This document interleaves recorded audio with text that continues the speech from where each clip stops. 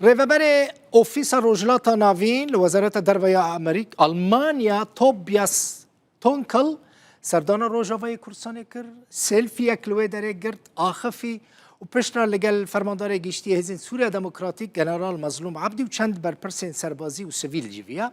توبیاس تونکل برپرسین سویل این ریوبری خسر هفدیتن پیک آنین روشا نافچه روشا سوریه گوتو بیش کرن برپرسی آلمان گوت باشترین ریا به دستخستنا مافی گل کرد لسوری دیالوگا به شامی رaya.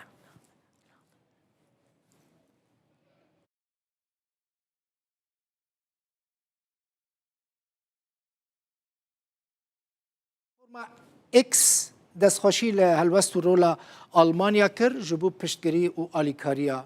آلمانیا جبو کردان ادی عبدی د نویسا خدا بحث هفدیتنا لگل شاندر آلمانیا جبو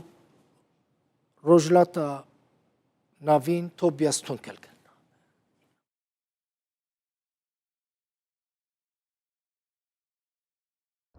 I'm standing here at the Iraqi-Syrian border in Fishkabur.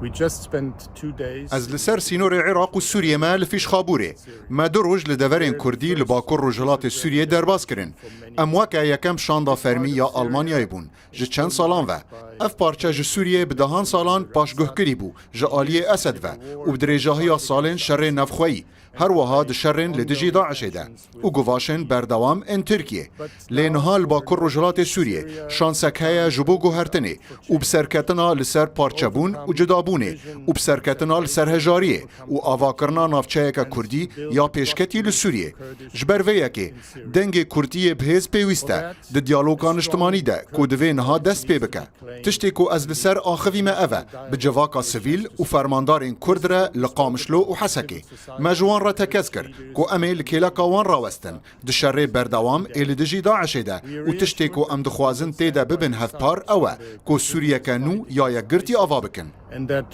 we want to be partner in the big endeavor to build a united, inclusive